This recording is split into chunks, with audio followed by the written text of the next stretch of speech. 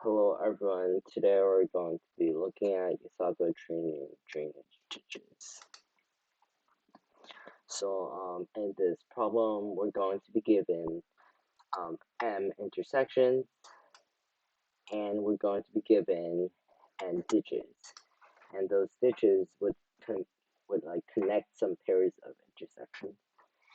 And for information, intersection 1 is the pond, and intersection M is the stream. So then, since we have M ditches, we're going to be given some information about them. So for each ditch, we're given that it contains three integers, S, E, and C. So S is the starting point of the ditch, and E is going to be the ending point of the ditch, and C is going to be the maximum rate that water can flow through the ditch. And the water would flow like in one direction only. So we're just going to print the maximum rate, which is just going to be the maximum flow. I'll explain that. So let's just first look at the input. So we're given 5 ditches or 5 edges, and we're given 4 nodes. So edge number 1 is connecting 1 to 2 with a flow of, or with a rate of 40.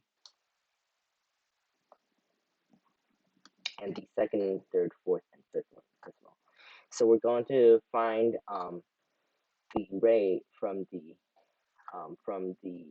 pond to the stream. So basically from 1 to M. Okay, so I'll explain why this is 15 in a second. So let's actually draw it out.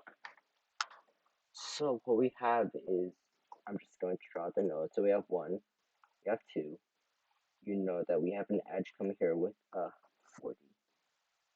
You have also one from 1 to 4.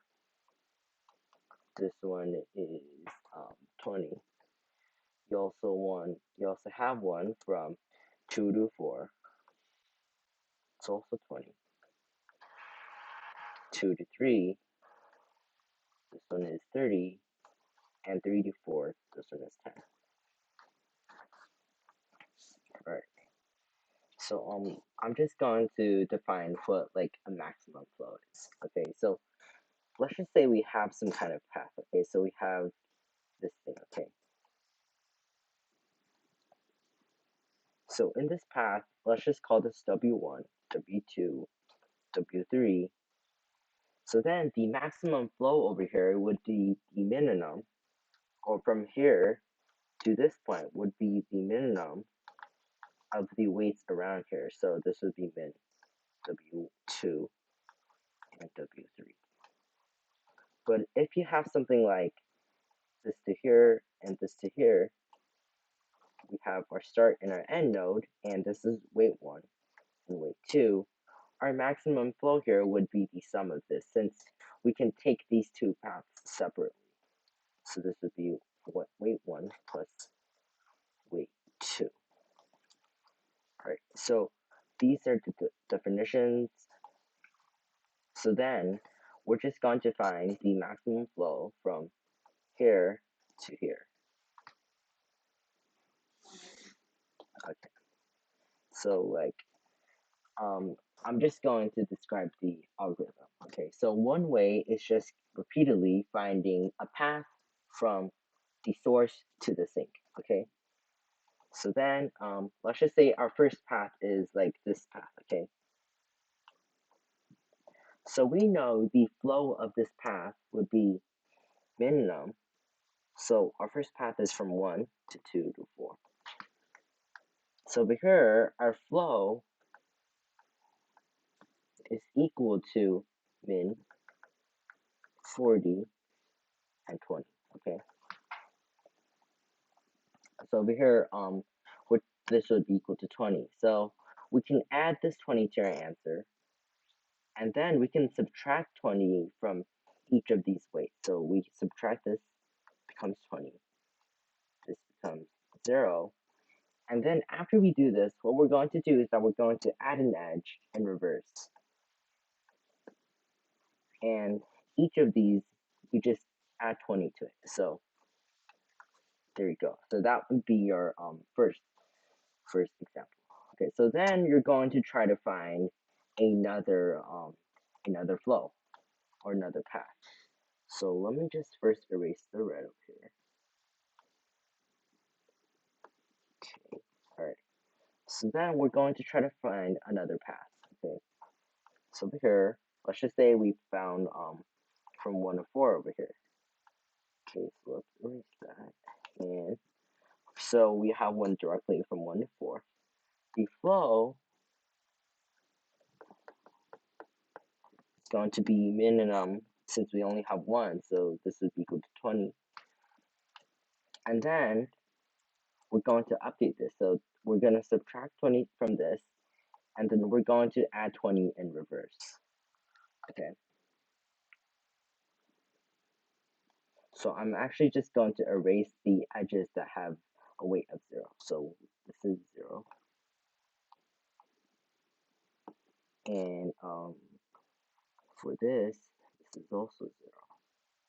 All right. So now that's our second path. Okay. So then we're going to try to locate another path again. So we can go from 1 to 2, 2 to 3, and 3 to 4. So this would be this would be 1 to 2 to 3 to 4. The flow over here would be equal to minimum of 20, of 30, and 10. So this would be 10. And then after this, we're going to subtract 10 from every edge on this path. Okay, so then this 10 is going to become 0, become 20, this is going to become 10. And then after this, we're going to add an edge in reverse with 10. Alright, so this is getting kind of messy. So also one more thing. So like this edge over here, we're adding 1 with 10. So we can just increment this 20 to become a 30 since as I said before, if we have two edges from 1 to here and 1 to here, the answer is its sum. So what we can do here is that we can actually just merge this into a weight. Here this weight will be equal to weight 1 plus weight 2. Okay, so let me actually just clean this up a bit. So let's remove this red. And since this edge has a weight of 0, we can just delete that. Ooh, that's actually works. Alright, so so right now let me erase this. Alright, so what? Alright, 1 second. Okay. So I'm just going to erase this.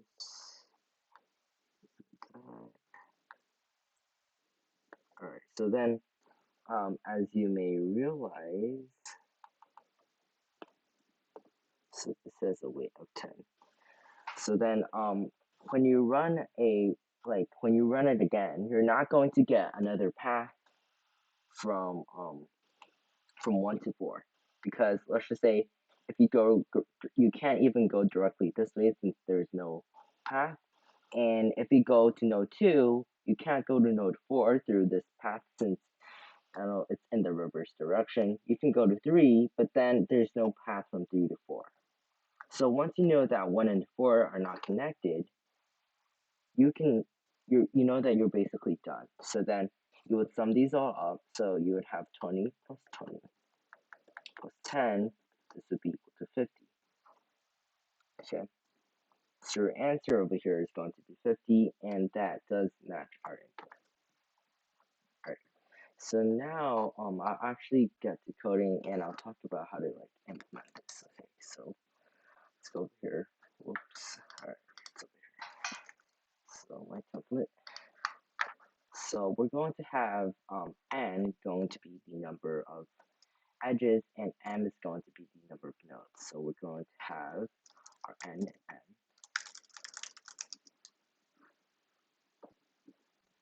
And then we're going to loop through, and times we're going to have our S, E, and C. So basically, to represent this graph, I'm going to have an adjacency matrix. So let me have a maximum, and let's just call this 205. So let's get up here. So 205. So then we can have let's call this ADJ and N. Okay, so this is going to be our matrix. So since edges are one way, so then we just increment ADJ SE by a flow of C. Okay, so now we finished reading our input, and we're going to start calculating our maximum flow. Okay, so the first thing that we're going to do is that we're going to do this while reachable. So reachable from 1 to n. Okay, so we need to make a function that calculates if we can reach m from the starting node 1. So then we're going to have a boolean reachable int start and int end. So let's have a boolean array representing if we visited this node or not. Okay, so let's just give it an int, whatever. So we have an int of n. Okay, so at the beginning we're going to memset this to 1, or we could just spell it from 1 to m. We're going to set that, since we're just going to clear the matrix. Okay. So then we're going to set visited of start to 1, since we can visit the starting node without going anywhere. And then we can have a queue representing this. So we can have a queue of int. So we're just going to push our start in. So we're going to do this while our queue is not empty. Let's call x going to be our front. We're going to pop it out. And then we're going to loop through each node from 1 to n. So if we did not visit this j node, and there's an edge from I to j, and to make sure that there is an edge, we have to make sure that the path over here is greater than 0. So if it is, then we can push this to our queue, and then we're going to set vis j to 1. So over here, we're just going to return after this. Okay, so over here, we actually have I here.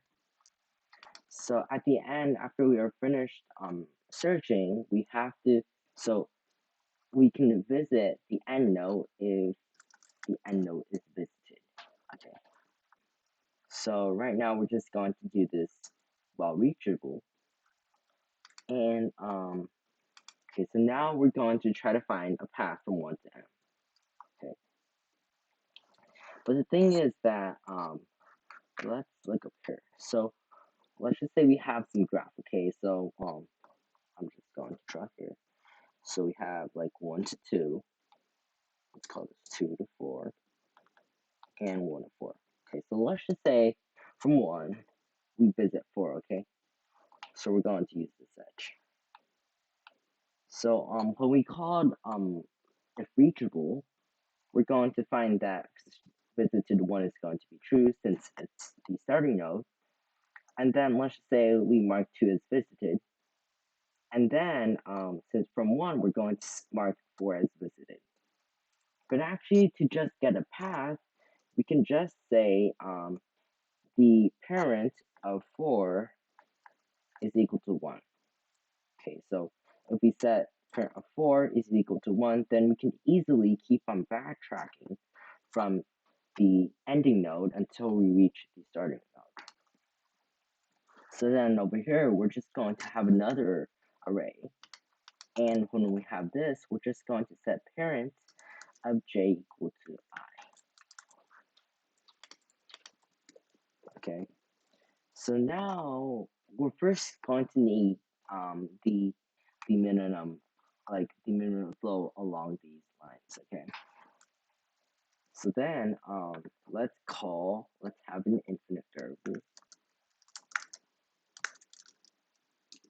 Alright, so then let's have our current flow equal to infinite by default. So we're going to loop from I equals to n, and you don't want I to equal to the starting node, okay? And I would, each time you would set it to the parent of I. And your start right now is going to be 1.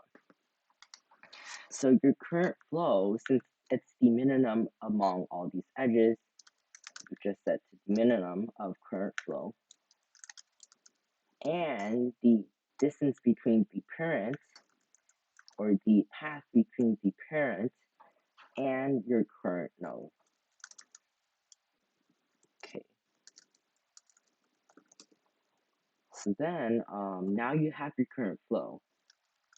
So then again, we have to alter our path length. So then again, you're going to loop through each of those. We're going to decrease the original path by our current flow, and then we're going to increase the opposite path by our current flow. And at the end, we also have to keep track of our sum. So let's call this our flow. So after this, we're just going to increment our flow by our current flow. And then we can just see out flow, and I think we are done. So let's run ditches, ditch CPP. What do we have here? Okay, so it's not here, it's in, let's check here. Where is my ditch file? That's interesting, we can just create one over here. Okay, so let me create that. Not ditch.cpp. Alright, good. So we have, oh, I put it in Adcoder. That's right. So we have our ditch.cpp. So now let's run that. Oopsie. Workspace. Okay, run ditch. Alright. Okay. Yeah, nothing wrong with that. Whoa, okay. So for here, I should set I to equal to parent of I. Alright, so that one did help. Alright, so let's run that again.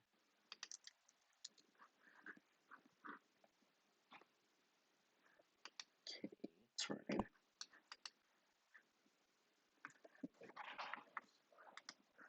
Oops. Let's go terminal.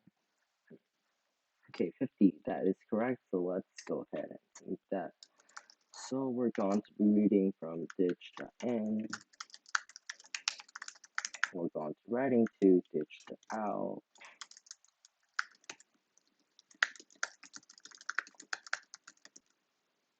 This is ditch, and my language. Alright, so let's go ahead and submit that. Select my file. Alright, so